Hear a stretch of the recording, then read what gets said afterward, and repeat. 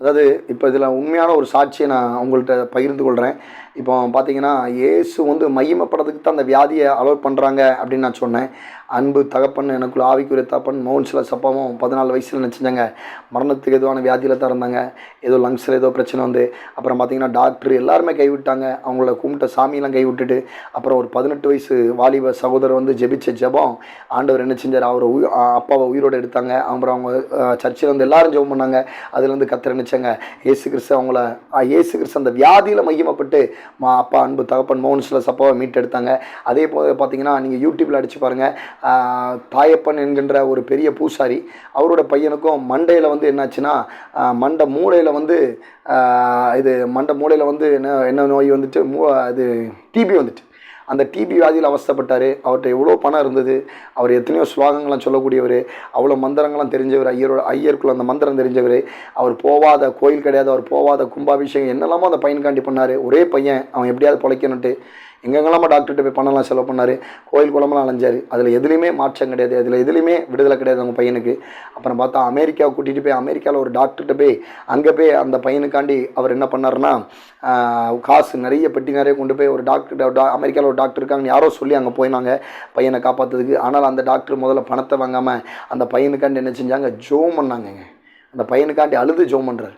அந்த டாக்டர் அழுது ஜோம் பண்ணுறதை கண்டு இவர் ஆச்சரியப்பட்டார். தாயப்பன், என் சொந்த பந்தம் கூட எனக்கு என் பையனுக்காண்டி அழலையே, இவர் யாரோ ஒரு மனுஷன் இப்படி அழுது ஜோம் பண்ணுறாரு அப்படின்னு சொல்லி என்ன செஞ்சிட்டாரு, ஆச்சரியப்பட்டாருங்க. இதாங்க உண்மையில கிறிஸ்தவ வாழ்க்கை. யாருக்காவது ஒருத்தங்களுக்கு பிரச்சனையா, அப்போ நீங்கள் உண்மையில ஆண்டவர் ஆராதிக்கிங்களா, நீங்கள் என்ன செய்யணும், அவங்களுக்காண்டி அழுது மன்றாடி ஜோம் பண்ணணும், பாரெடுத்து ஜோம் பண்ணணும். இதான் கிறிஸ்தவ வாழ்க்கை. நீங்கள் இந்த வாழ்க்கைக்குள்ளே வாங்க. அப்புறம் அந்த டாக்டர் அழுதுட்டு என்ன செஞ்சாங்க, அவங்களுக்கு வந்து ஆப்ரேஷன் பண்ணாங்க. அப்புறம் ஆப்ரேஷன் பண்ணதுக்கப்புறம் பார்த்தீங்கன்னா, அந்த வியாதியிலேருந்து, அந்த மூளையில் உள்ள அந்த டிபி வியாதியிலேருந்து இயேசு மகிமைப்பட்டு ஒரு பெரிய விடுதலை, பெரிய மாற்றத்தை செஞ்சாங்கங்க. அது வந்து அதுக்கப்புறம் பார்த்தீங்கன்னா, இது எதுக்குன்னா, அந்த குடும்பம் ரட்சிக்கப்பட்டு இப்போ ஒரு பெரிய ஊழியக்காரராக அந்த தாயப்பங்கிறவரும் அவர் குடும்பமும் சேர்ந்து நினச்சிதாங்க ஊழியம் பண்ணுறாங்க சென்னையில். அவரோட பேரை மாற்றிட்டார். அவர் ஒரு பெரிய ஊழியக்காரராக இருக்கார். எதுக்குன்னா, அந்த குடும்பத்தை ஆண்டவர் முன்னாடியே தெரிஞ்சுக்கிட்டார். தெரிஞ்ச அந்த வியாதி வந்திருக்கு. அந்த வியாதியில் இயேசு மகிமைப்படுறதுக்கு தான் அவங்க போன கோயில் குளம் எதுலேயுமே விடுதலை கிடைக்கல. அவங்க போன அந்த டாக்டராலையும் விடுதலை கிடைக்கல. அந்த அமெரிக்காவில் உள்ள டாக்டர், அந்த கிறிஸ்தவ டாக்டர் ஜெபம் பண்ணி முதல்ல ஜெபம் பண்ணியிருக்காரு, அழுது மன்றாடி ஜெபம் பண்ணியிருக்காரு. அந்த ஜெபத்துக்கு அப்புறம் ஆப்ரேஷன் பண்ணியிருக்காரு. அந்த ஜெபத்தின் மூலிமா இயேசு மகிமைப்பட்டு அந்த தாயப்பனோட மகனை அந்த மூளையில் பாதிக்கப்பட்ட அந்த டிபி வியாதியிலேருந்து மாபெரும் விடுதலை, மாபெரும் சுகத்தை கொடுத்து இயேசு கிறிஸ்து ஒரு சாட்சி அந்த குடும்பத்தை வச்சுருக்காங்க. அந்த குடும்பம் வந்து இயேசுவால் மகிமைப்பட்டு, இயேசு தான் மெய்யான ஆண்டவர், கர்த்தரா இயேசு தான் மெய்யான ஆண்டவர்னு சொல்லி இப்போ பிரசங்கம் பண்ணி ஒரு சபை வச்சு அந்த தாயப்பன் நடத்துகிறாருங்க. இது வேணா யூடியூப்பில் போய் நீங்கள் தாயப்பன் பூசாரி அப்படின்னு நீங்கள் அடித்து பார்த்தீங்கன்னா அவருடைய உண்மையான சாட்சி வரும். ஏன்னா இந்துக்களாக இருந்தாலும் யாராக இருந்தாலும் பாருங்கள், இது உண்மையாக நடந்தது தான் யூடியூப்பில் வருது.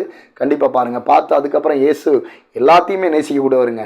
ஆண்டவர் அறியாத பிள்ளைங்க, இந்து முஸ்லீம் எல்லாத்தையுமே நேசிக்கக்கூடிய ஆண்டவர்.